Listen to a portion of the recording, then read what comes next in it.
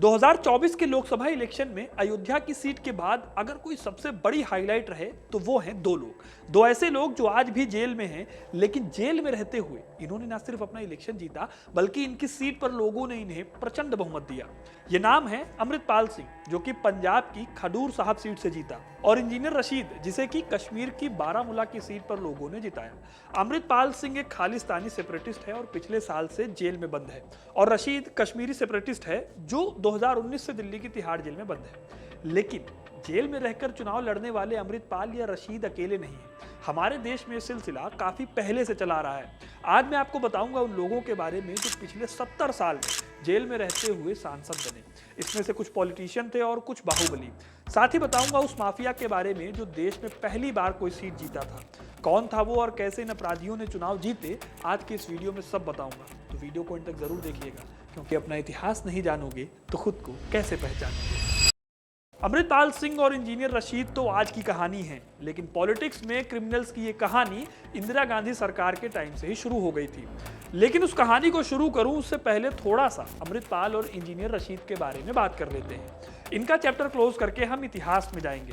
अमृतपाल सिंह उस खालिस्तानी आंदोलन से उपजा था जो कि 70 के दशक में शुरू हुआ, जिसका नेता जनरल सिंह भिंडरावाला था और जिसके समर्थन में आज भी नारे लगते हैं, कभी कभी देश में और कभी विदेश में। अमृतपाल सिंह इसी खालिस्तानी आंदोलन का समर्थक है। पिछले साल 2023 में अजनाला पुलिस स्टेशन पर खालिस्तान समर्थकों ने हमला कर दिया।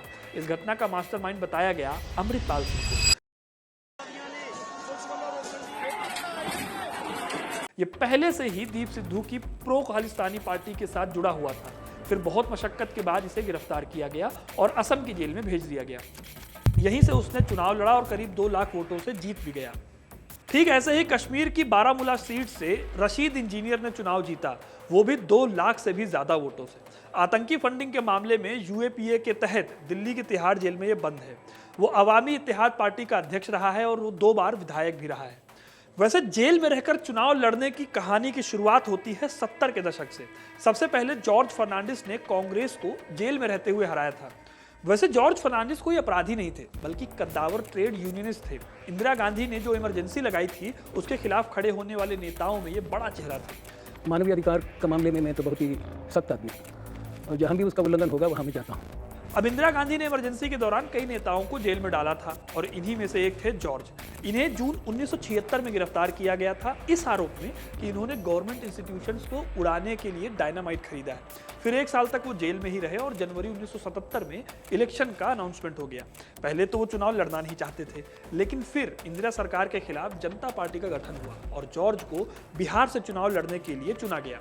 चुनाव के लिए बीजेपी के कद्दावर नेता रही सुषमा स्वराज ने उनकी हथकड़ी लगी फोटो को खूब चलाया और इसी फोटो की बदौलत उन्होंने कांग्रेस के लीडर को 3,34,000 वोटों से हराया।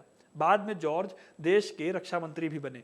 अब जॉर्ज फर्नांडिस से अलग एक माफिया जो कि जेल में रहकर चुनाव जीता, उसमें सबसे बड़ा नाम आता है मुख्तार अंसारी का।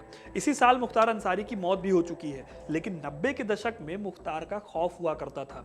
साल 1998 में क्राइम की दुनिया में उसका नाम उछला, जब मंडी परिषद की ठेकेदारी को लेकर सच्चिदानंद राय की हत्या के मामले में मुख्तार का नाम सामने आया।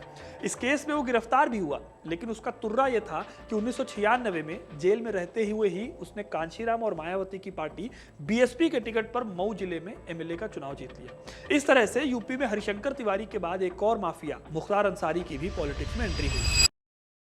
लेकिन दोस्तों, भारत में पहला माफिया जिसने जेल के अंदर से चुनाव जीता था वो थे हरिशंकर तिवारी, जो कि यूपी में कांग्रेस से गोरखपुर में जीते थे। हरिशंकर तिवारी को ईस्ट यूपी का सबसे बड़ा माफिया माना जाता था।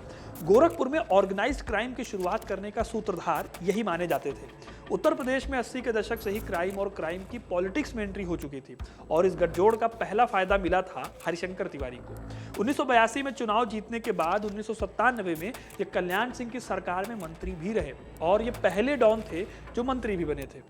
खैर, अगर वापस लोकसभा चुनाव पर नजर डालें तो 1996 के चुनाव में एक और नाम ने खूब सुर्खियां बटोरी थी, बिल्कुल अमृतपाल सिंह की तरह, क्योंकि इस साल भी देशद्रोह के कानून टाडा के आरोपी ने चुनाव जीता था। चुनाव जीतने वाले का नाम था कल्पनाथ राय। ये यूपी की घोसी सीट से चुनाव जीते थे। पता है कल्पनाथ राय ने हराया किसको था? बाहुबली मुख्तार अंसारी को। जी हाँ, सही सुना आपने। मतलब ये कि एक देशद्रोह के आरोपी ने एक बाहुबली डॉन को हराया था। यानी सीट से जीतता कोई भी संसद तो एक क्रिमिनल ही जाता या फिर एक ऐसा व्यक्ति जाता जो पोटेंशियल क्रिमिनल होता। लेकिन दोस्तों, जेल में रहकर चुनाव जीतने वालों में अगर कोई सबसे बदनाम रहा है तो वो है शहाबुद्दीन। ये वो शख्स था जिसके नाम पर बिहार कांपता था। 1986 का साल था जब पहली बार शहाबुद्दीन पर हुसैनगंज थाने में एफआईआर दर्ज की गई। उस समय शहाबुद्दीन की उम्र मात्र 19 साल थी। उसके बाद शहाबुद्दीन ने अपराध की दुनिया में वो पहचान बनाई जिससे उसके जिले सीवान में उसके नाम की दहशत फैल गई। चोरी, डकैती, हत्या, अपहरण, रंगदारी और दंगा जैसे 1 दर्जन से भी ज्यादा मामले उसके ऊपर दर्ज हो गए। 90 के दशक में बिहार का सीवान जिला शहाबुद्दीन के नाम से जाना जाता था। जेएनयू के फेमस स्टूडेंट लीडर थे चंद्रशेखर। जब वो सीवान में अपनी पॉलिटिकल करियर की शुरुआत करने गए तो 1997 में उनको गोलियों से भून दिया गया। इस केस में शहाबुद्दीन का नाम खूब उछला था। 1990 में जब बिहार में चुनाव हुआ विधानसभा का तो शहाबुद्दीन जेल में था। उसने जेल से ही चुनाव लड़ा और जीत गया। इसके बाद 1995 में उसने लालू यादव की पार्टी से आरजेडी से चुनाव लड़ा और फिर जीत गया। इसके बाद अगले ही साल 1996 में जब लोकसभा चुनाव हुए तो उसमें भी उसने सीवान की सीट लालू यादव की झोली में डाल दी। हालांकि इसके बाद जब शहाबुद्दीन के ऊपर आरोप लगे और आरोप सिद्ध हो गए और उसे उम्र कैद की सजा हो गई तो वो फिर कभी चुनाव नहीं लड़ पाया। 2020 में जब कोविड आया तो इसकी वजह से होने वाली मौतों में एक नाम शहाबुद्दीन का था। ठीक ऐसे ही सपा नेता आजम खान ने भी साल 2022 में रामपुर में असेंबली इलेक्शन जीता था जब वो जेल में थे। इन्हें 2019 में हेट स्पीच को लेकर अरेस्ट किया गया था। इन्होंने 2022 के इलेक्शन में जीता, फिर इसी साल इस मामले में फैसला आया और इनको सजा हो गई। इसके बाद इनकी सीट भी निरस्त हो गई और फ्रेश इलेक्शन इनकी सीट पर कराए गए। ऐसे ही साल 2022 में ही सपा के ही विधायक नाहिद हसन ने कैराना में चुनाव जीता जब वो जेल में थे। अब एक नाम और रह गया है जिसका आप इंतजार करते करते शायद इस वीडियो में यहां तक आ गए। इसका नाम है अतीक अहमद। असल में जहां बाकी बाहुबली जेल में रहकर चुनाव जीतने के बाद बड़े होते चले गए, अतीक अहमद के केस में उसका बिल्कुल उल्टा हुआ। वैसे तो वो था बहुत बड़ा बाहुबली, उसके ऊपर हत्या और डकैती के कई आरोप थे। इसी वजह से 1989 में वो बिना किसी पार्टी के अकेले ही इलाहाबाद वेस्ट की विधानसभा सीट से जीत गया था। फिर 2004 में वो लोकसभा चुनाव जीत गया, उस सीट से जहां से कभी देश के पहले पीएम जवाहरलाल नेहरू जीतते थे। हालांकि 2005 में उसके बुरे दिन शुरू हुए जब राजूपाल हत्याकांड में उसका नाम आया। इस हत्याकांड में वो गिरफ्तार हुआ। जेल में रहते हुए ही उसने 2014 और 2019 का लोकसभा चुनाव लड़ा, लेकिन दोनों ही चुनावों में उसे हार झेलनी पड़ी और बाद में 2023 में उसकी मौत हो गई। मौत कैसे हुई वो आपको पता ही है। तो दोस्तों, ये थे वो प्रसिद्ध सांसद और विधायक जिन्होंने जेल में रहते हुए ही चुनाव लड़ा और संसद या फिर विधानसभा पहुंचे। वैसे लिस्ट बहुत छोटी है। इस साल के चुनाव के बाद हमारे देश की संसद में अब कुल 251 ऐसे सांसद बैठेंगे जिन पर क्रिमिनल चार्जेस लगे हैं। इसलिए अगर आपको इन नेताओं का नाम सुनकर हैरानी हो रही है तो सोच कर देखिए कि अगर मैं 251 लोगों की लिस्ट आपको बताऊं तो वो लिस्ट कितनी खतरनाक होगी। अब आपको क्या लगता है, देश में बाहुबलियों को पॉलिटिक्स से बाहर का रास्ता दिखाने के लिए क्या कदम उठाए जा सकते हैं? कमेंट में जरूर बताइएगा और वीडियो अगर पसंद आई है तो इसे लाइक और शेयर करें। ऐसे इंटरेस्टिंग कहानियों के लिए हिस्ट्री कनेक्ट को सब्सक्राइब जरूर करें। धन्यवाद।